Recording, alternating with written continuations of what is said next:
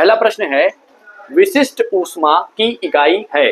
विशिष्ट ऊष्मा की इकाई क्या है? पहला ऑप्शन है जूल, दूसरा है कैलोरी, तीसरा है कैलोरी प्रति किलोग्राम और चौथा ऑप्शन है जूल प्रति किलोग्राम डिग्री सेल्सियस। तो इसमें से चारों ऑप्शन देखने के बाद जो आंसर सही है वो है ऑप्शन संख्या सेकंड, जूल प्रति किलोग्राम। ये विशिष्ट ऊष्मा की। प्रश्न सेकंड है सबसे गर्म ग्रह कौन सा है?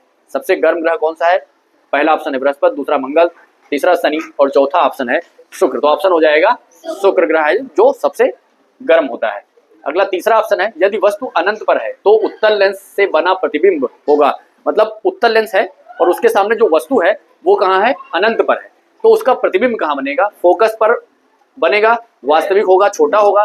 दूसरा फोकस के अंदर वास्तविक और उसी सेम साइज का होगा। तीसरा अनंत पर होगा, आभासी होगा, बहुत बड़ा होगा। चौथा ऑप्शन है दुगुनी फोकस दूरी पर होगा, उल्टा होगा और बहुत बड़ा होगा। तो आप जानते हैं कि उत्तल लेंस से जो भी प्रतिबिंब बनता है हमेशा साइज छोटी होती है। तो पहली चीज तो छोटा वाला ऑप्शन क्लियर होगा, फोकस पर बनेगा, वास्तविक होगा और पहला ऑप्शन से हो जाएगा। उत्तल लेंस से हमेशा बनने वाला जो प्रतिबिंब होता है वो साइज में हमेशा छोटा होता है। नेक्स्ट क्वेश्चन है एलपीजी का मुख्य अवयव है। यानी सवाल यह है कि एलपीजी में मुख्य रूप से कौन सा कंपोनेंट पाया जाता है? पहला ऑप्शन है प्रोपेन, दूसरा है मीथेन, तीसरा है नाइट्रस ऑक्साइड और चौथा है ब्यूटेन। तो इसका चारों ऑप्शन में चौथा ऑप्शन सही होगा और वो ऑप्शन संख्या चौथा होगा ब्यूटेन। अगला क्वेश्चन है विद्युत बल्ब में कौन सी गैस भरी होती है? तो चार ऑप्शन है इसके। पहला है आर्गन, दूसरा है कार्बन डाइऑक्साइड, तीसरा नियान और चौथा है मीथेन। तो इसका जो आंसर होगा वो होगा आर्गन। आर्गन जो है वो एक इनर्ट गैस होती है, अक्रिय गैस होती है, जिससे कि कोई बाहरी गैस अंदर रिएक्ट नहीं करती है और बल्ब दगता नहीं है। नेक्स्ट क्वेश्चन नंबर 6 है डायनमो का उपयोग होता है। डायनमो का उपयोग विशेष रूप से जनरेटर में करते हैं, हम सब जानते हैं इस प्रश्न को। नेक्स्ट क्वेश्चन नंबर 7 पेंसिल की लीड किससे बनी होती है? यानी पेंसिल की जो नोक होती है वो हमेशा ग्रेफाइट की होती है। तो ऑप्शन संख्या फर्स्ट सही होगी, ये भी आपको आंसर पता होगा। नेक्स्ट क्वेश्चन नंबर 8 इलेक्ट्रॉन का आवेश होता है। इलेक्ट्रॉन की बात करें तो नेगेटिव चार्ज होता है, प्रोटॉन धनावेशित होता है। तो इलेक्ट्रॉन की बात करें तो इलेक्ट्रॉन पर जो आवेश इसमें दिए गए हैं 1.6 मल्टीप्लाइड बाई 10⁻⁻19 कूलाम। सी से क्या है? कूलाम। दूसरा ऑप्शन है 1.78 मल्टीप्लाइड बाई 10⁻8 कूलाम और तीसरा ऑप्शन है 1 मल्टीप्लाइड बाई 10⁻⁻19 कूलाम। चौथा ऑप्शन उपरोक्त में से कोई नहीं। तो जो इसका आंसर होगा इलेक्ट्रॉन पे जो आवेश होता है वो होता है 1.6 multiplied by 10⁻⁻19 coulomb. Next question number 9 कौन सी धातु मिट्टी के तेल में रखी जाती है? भाई देखिए एक धातु ऐसी है सोडियम, जो कि रिएक्टिव धातु होती है और सोडियम को हमेशा मिट्टी के तेल में डिप करके रखते हैं। इसलिए रखते हैं जिससे कि बाहर से ऑक्सीजन उसमें अपक्रिया करने के बाद उसमें आग न लगने पाए। तो जलने से बचाने के लिए सोडियम भी एक ऐसी धातु है। ऑप्शन संख्या सेकंड इसका सही होगा। और नेक्स्ट क्वेश्चन है वाटर गैस मिश्रण है। वाटर गैस में कौन कौन सी गैसें होती हैं, इन पर चर्चा करनी है। वो ऑप्शन संख्या फर्स्ट सही होगा। कार्बन मोनोऑक्साइड और हाइड्रोजन का मिश्रण ही वाटर गैस कहलाती है। नेक्स्ट क्वेश्चन नंबर 11 जल के शुद्धिकरण हेतु प्रयोग किया जाता है। भाई देखिए जल को अगर शुद्ध करना होता है तो उसमें क्लोरीन गैस मिलाते हैं। क्या मिलाते हैं? क्लोरीन जो है उसको शुद्धिकरण में उसका उपयोग किया जाता है। इसके अलावा आप देखते होंगे ब्लीचिंग पाउडर का भी बड़ी बड़ी टंकियों में पानी के शुद्धिकरण के लिए उपयोग किया जाता है। आ गया क्वेश्चन नंबर 12 कौन सा कण विद्युत उदासीन है अर्थात न्यूट्रलाइज है?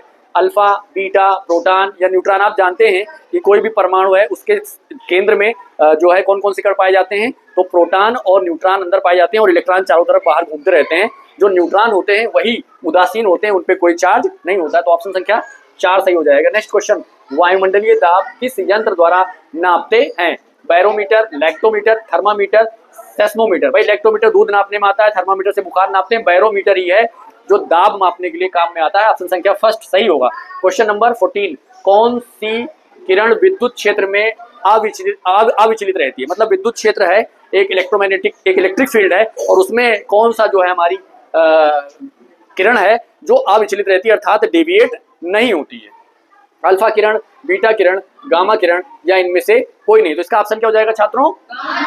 ऑप्शन संख्या तीसरा सही होगा। गामा किरण जो है वो अविचलित रहती है। क्वेश्चन नंबर 15वां कोयले का शुद्ध रूप कौन सा है? आप सबको पता है, इसका ऑप्शन संख्या ए सही होगा जिसको एंथ्रोसाइट कहते हैं। अगला क्वेश्चन नंबर 16 वाहनों में लगने वाला पार्श्व दर्पण यानी गाड़ियों में जो बगल साइड में लगा होता है जिससे हम पीछे देखते हैं वो दर्पण में कौन सा जो है वो दर्पण किस प्रकार का होता है? उत्तल दर्पण होता है, तभी उसमें स्पष्ट दिखाई देता है और छोटा दिखाई देता है। नेक्स्ट ध्वनि में संचारित नहीं हो सकती है। ध्वनि किसमें संचारित नहीं हो सकती? भाई गैस में होती है, द्रव में होती है, ठोस में होती है, निर्वात में नहीं होती है। यानी अगर वैक्यूम है तो उसमें ध्वनि नहीं चलेगी। ध्वनि को चलने के लिए किसी न किसी माध्यम की जरूरत होती है, इसलिए ऑप्शन संख्या 4 सही हो जाएगा। क्वेश्चन नंबर 19 धातुओं का वह गुण जिसके कारण धातु जिसके कारण उन्हें पीट कर सीट में परिवर्तित किया जा सकता है। मतलब किसी धातु को पीट पीट करके उसको पतली चद्दर बनाने का जो गुण होता है, इसको आघात वर्धनीयता कहते हैं, और ऑप्शन संख्या सेकंड सही होगा। नेक्स्ट क्वेश्चन, खसरा रोग का कारण कौन है? हम सब जानते हैं खसरा किसके कारण होता है, तो इसका ऑप्शन संख्या 3 सही हो जाएगा। क्वेश्चन नंबर 21, लंबी एवं शाखान्वित कोशिकाएं जो संदेश के स्थानांतरण का कार्य करती हैं, मतलब मैसेज को एक स्थान से दूसरे स्थान तक ले जाने का शरीर में काम करती हैं, और हमारे शरीर की सबसे बड़ी कोशिका होती है वो होती है तंत्रिका कोशिका। ये हमारे शरीर की सबसे बड़ी भी कोशिका होती है, तो ऑप्शन संख्या 3 सही हो जाएगा। दंत क्षय इसलिए होता है कि जीवाणु मुख में बचे हुए भोजन को शर्करा का विघटन कर निर्मोचित करते हैं। किसमें?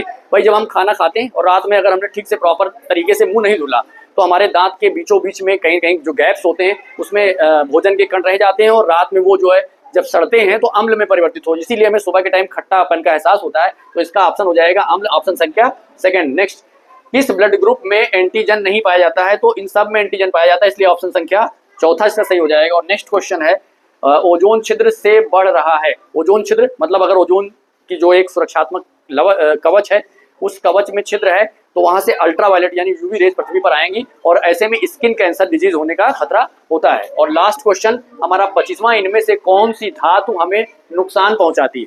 कौन सी ऐसी धातु है जो नुकसान पहुंचाती है? सीसा, कोबाल्ट, यूरेनियम, सभी। तो ये तीनों धातुएं ऐसी हैं जो मनुष्य को नुकसान पहुंचाती हैं, इसलिए इसका ऑप्शन संख्या 4 सही है। आपको पता होगा कि मैंने 25 प्रश्न 5 मिनट में खत्म किए। उम्मीद है आपको समझ में आया होगा। बहुत बहुत धन्यवाद।